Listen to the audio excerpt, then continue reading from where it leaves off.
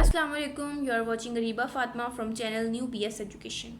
Today we will cover a topic from EWRT 102 Cross Cultural Communicational and Translational Skills. The topic is translation and techniques and strategies used in translational purpose. तो इसमें सबसे पहले हम देख लेते हैं कि व्हाट इज़ अ ट्रांसलेशन।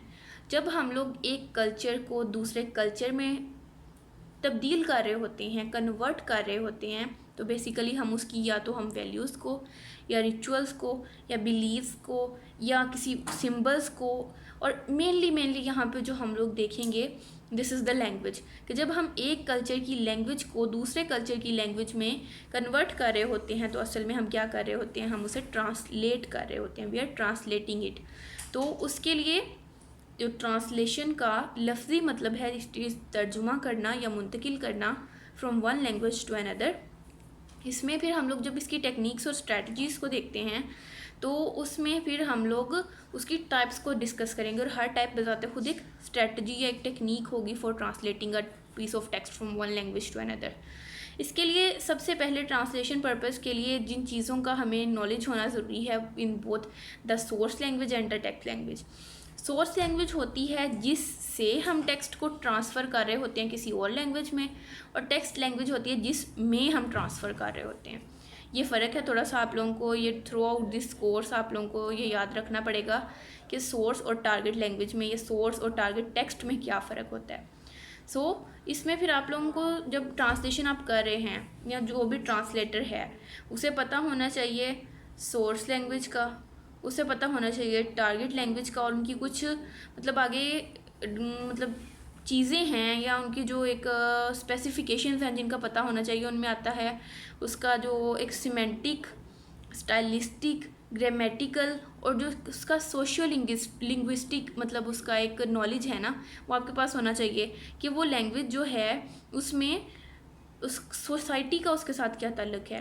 फिर इस तरह से उसका स्टाइल किस तरह का है, उस मतलब वहाँ के लोग किस तरह का मतलब लिखा जाना पसंद करते हैं, ये किस टाइप की जो एक तसनीफ़ है उसे पसंद करते हैं। फिर इस तरह से उनकी ग्रामर होती है, उनकी एक स्पेशल कोलोकेशन होती है। फिर इसी तरह से हर लैंग्वेज का एक अपना रजिस्टर होता है, यानी हर कल्चर में हर ज़ुबान में किसी ख़ास लफ्ज़ का कोई ख़ास मतलब होता है। तो इन चीज़ों का पता होना ज़रूरी है दोनों में, सोर्स लैंग्वेज में भी और टारगेट लैंग्वेज में भी। फिर इसके बाद हम लोग टाइप्स या टेक्निक्स को डिस्कस करते हैं। तो इसमें हमारे पास फर्स्ट ऑफ ऑल आती है फ्री ट्रांसलेशन।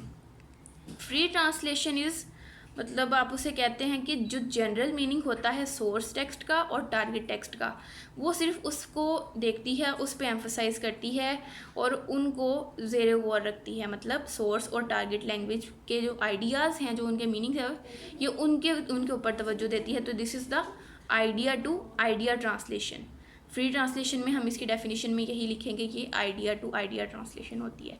फिर इसके बाद हमारे पास आ जाती है लिटरल ट्रांसलेशन। लिटरल ट्रांसलेशन का मतलब है वर्ड टू वर्ड ट्रांसलेशन, यानी जो किसी ख़ास लफ्ज़ का सोर्स लैंग्वेज में मतलब है वही मतलब हम लोग उसका टारगेट लैंग्वेज में as it is word to word convert करेंगे। मतलब वहाँ पे कोई हम लोग सेंटेंस की तरतीब को नहीं देखेंगे, वहाँ पे हम लोग कोई आइडिया को आइडिया टू आइडिया ट्रांसलेट नहीं करेंगे, जस्ट हम लोग वर्ड टू वर्ड ट्रांसलेट करेंगे। फिर उसके बाद इसमें इसकी एग्जांपल्स मैं बाद में डिस्कस करूँगी, फ़िलहाल अभी सिर्फ इनकी टाइप्स डिस्कस कर रही हूँ। सो इडियोमेटिक ट्रांसलेशन आती है। फिर उसके बाद दिस इज़ द मतलब कि अगर आपको पता है कि ये एक लैंग्वेज का ख़ास इडियम है तो वो दूसरी लैंग्वेज में भी फिर एज एन इडियम या उसका एक आइडिया ट्रांसफ़र होगा इडियम का। तो ये थर्ड कैटेगरी है basically.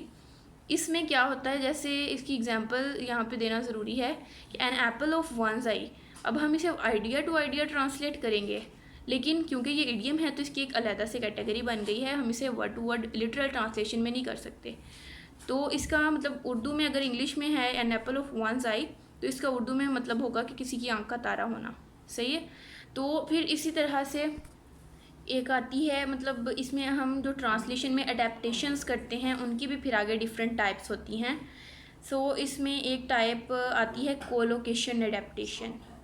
Different types of adaptations हैं जो कि हम लोग ट्रांसलेशन के दौरान मतलब अडॉप्ट कर रहे होते हैं।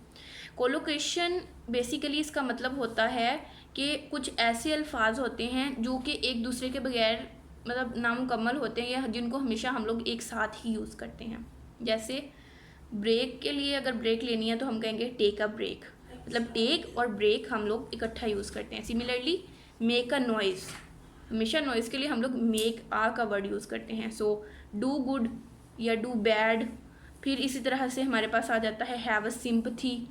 तो ये चीज़ें जो हैं हमारी कोलोकेशन अडेप्टेशन में आती हैं कि जब हम लोग कोई स्पेशल वर्ड्स हैं जिनको हम लोगों ने इकट्ठा ही इस्तेमाल किया है एक लैंग्वेज में, तो वो दूसरी लैंग्वेज में उनका क्या मतलब होगा, किस तरह से आएंगे, उनकी तरतीब क्या होगी। तो इसके देखने के लिए हमें कोलोकेशन अडेप्टेशन पे जाना पड़ता है। और फिर इसमें बेसिकली हम इसे यूज़ कब कर रहे होते हैं, जब हम लोग सोर्स लैंग्वेज को टारगेट लैंग्वेज में कन्वर्ट कर रहे हों और वो दोनों डिफरेंट लैंग्वेज फैमिलीज से बिलोंग करती हो, मतलब उनकी जो लैंग्वेजेस की आपस में फैमिलीज़ हैं वो मिलती ना हों। लैंग्वेज की फैमिलीज़ डिफरेंट हैं, आप लोग गूगल पे सर्च कर सकते हैं। इसमें कुछ एग्जांपल्स मैं दे देती हूँ आपको। जो इंडो यूरोपियन है वो है यूरोप और इंडिया, और ये जो मतलब इंडियन मतलब जो सब कॉन्टिनेंट जिसे हम बोलते हैं, मतलब इस इलाके की जो ज़ुबान है, जो इन दो इलाकों के लोगों के इंटरेक्शन से बनने वाली ज़ुबान है, हम उसे इंडो यूरोपियन बोल रहे हैं। फिर इसी तरह से एफ्रो एशियाटिक है, यानी अफ्रीकन कॉन्टिनेंट और एशिया कॉन्टिनेंट, इन दोनों के लोगों की इंटरेक्शन से जो बन रही है वो एफ्रो एशियाटिक है। फिर इसी तरह से इंडो आर्यन है, मंगोलिक है। तो ये डिफरेंट लैंग्वेज फैमिलीज़ हैं। जब हम इनकी आपस में मतलब रिसर्च करेंगे या इनकी ट्रांसलेशन करेंगे, जैसे इंडो यूरोपियन से अगर हम लोग एफ्रो एशियाटिक में कन्वर्ट करेंगे तो इसमें हमें कोलोकेशन अडेप्टेशन को इस्तेमाल करना पड़ेगा। फिर इसी तरह से आ जाती है कल्चरल अडेप्टेशंस के, जब दो डिफरेंट कल्चर से हम लोग कर रहे हैं तो उसमें हमें कल्चरल अडेप्टेशन को देखना पड़ेगा कि एक कल्चर की चीज़ दूसरे कल्चर में किसी तरह से वेरी कर रही है, वो सेम आ रही है या उसमें कोई डिफरेंस है या वो किस तरह से वेरी कर रही है। अगेन वही बात आ जाती है कि ये एक प्रोफेशनल ट्रांसलेशन में मतलब ये यूज़ होती है। फिर इस तरह से आ जाती है local adaptation. Local adaptation is अगर लोकल एरिया से आप एक एरिया से दूसरे एरिया में, जब किसी मतलब सराइकी से आप पंजाबी में आ रहे हैं, मतलब थोड़ा सा डिफरेंस है, तो इस तरह की चीज़ों में आपको लोकल अडेप्टेशंस को देखना पड़ता है जहाँ पे बिल्कुल थोड़ा सा डिफरेंस होता है। फिर इस तरह से आगे आ जाता है लोन ट्रांसलेशन। लोन ट्रांसलेशन में क्या है कि आप एक वर्ड के लिए एक वर्ड लिख रहे हैं। अगेन वो जैसे वर्ड टू वर्ड ट्रांसलेशन थी ना, लिटरल ट्रांसलेशन, ये उसी टाइप का है कि वो आप एक लैंग्वेज से दूसरी लैंग्वेज में लेके जा रहे हैं। और इसमें क्या होता है, जो वर्ड्स और फ्रेजेस हैं फ्रॉम मतलब वो एक लैंग्वेज से दूसरी लैंग्वेज में लिखने के लिए बोरो किए जाते हैं, मतलब उधार लिए जाते हैं। और बोरोइंग का प्रोसेस कैसे होता है कि अगर इंग्लिश में से हम लोग कुछ उर्दू में लेके आ रहे हैं तो वो वर्ड एज इट इज़ ही हम उठा के उर्दू में लिखते हैं, या पंजाबी से हम कुछ उर्दू में लेके जा रहे हैं या इंग्लिश में लेके जा रहे हैं तो वो हम कोई वर्ड होता है जो एज इट इज़ लिख देते हैं, तो वो लोन ट्रांसलेशन में आएगा या वो बोरोइंग के प्रोसेस में आएगा। जैसे कि यहाँ पे हम लोग कोई भी एग्जांपल कर सकते हैं। जैसे हमारे पास एक लफ्ज़ आता है कुर्ता का, पजामा, और इसी तरह से फिर ओवरकोट। फिर एक मतलब बहुत ही प्रोफेशनल सा लफ्ज़ है हॉकर। जो हॉकर होते हैं ना, ये फेरी वाले जो होते हैं, इन्हें हॉकर बोलते हैं, जो मतलब आवाज़ लगा के बेचते हैं। तो इंग्लिश में भी इसके लिए HAWKER हॉकर का लफ्ज़ है। और अगर पंजाबी में देखा जाए तो इसके लिए मतलब कहते हैं कि हाकर, मतलब same word borrowed from Punjabi language to English language और from English language to Punjabi language. मतलब दो लैंग्वेजेस में एक लफ्ज़ के लिए सेम मतलब सिंबल का इस्तेमाल होना या एक सेंस के लिए सेम सिंबल का इस्तेमाल होना जो है वो इस लोन ट्रांसलेशन में या बोरोइंग के प्रोसेस में आता है। फिर अगर हम लोग थोड़ा सा लिटरल ट्रांसलेशन की मतलब डेप्थ में जाना चाहें तो इसमें हम लिख सकते हैं कि जो क्रॉस कल्चरल इक्विवेलेंस के लिए अगर हम लोगों ने कुछ इस्तेमाल करना हो तो वो लिटरल ट्रांसलेशन होती है, यानी वो एक लफ्ज़ के लिए एक लफ्ज़ ट्रांसलेशन में आ जाता है। फिर इसी तरह से जो फ्री आइडिया ट्रांसलेशन है ये टेक्स्ट को ओरिजिनल रखने के लिए होती है। फिर आ जाती है इडियोमेटिक ट्रांसलेशन, तो ये इडियम्स की सेंस को बरकरार रखने के लिए होती है। फिर इसके बाद अडेप्टेशंस हम लोग करते हैं to maintain the collocations, to maintain the culture, to maintain the languages. फिर उसके बाद हम लोग लोन ट्रांसलेशन का इस्तेमाल तब करते हैं जब हम लोगों को एक लैंग्वेज से दूसरी लैंग्वेज के लिए जो मतलब हैं वो एग्जैक्ट किसी और लफ्ज़ में ना मिल रहा हो या एक लैंग्वेज का दूसरी लैंग्वेज में मतलब मौजूद ना हो और हम उसी लैंग्वेज के मतलब या दोनों लैंग्वेजेस में सेम मतलब हो, एक ही बात हो, एक ही वर्ड हो, एक ही सिंबल हो किसी चीज़ के लिए, तब हम इस्तेमाल करते हैं लोन ट्रांसलेशन या बोरोइंग। तो आई होप आप लोगों को समझ आ गई होगी। और अगर कोई आप लोगों का क्वेश्चन है, if you have any question you can ask in the comment box. If you like my video, please like it, share it with your fellows, and please subscribe my channel. Thank you.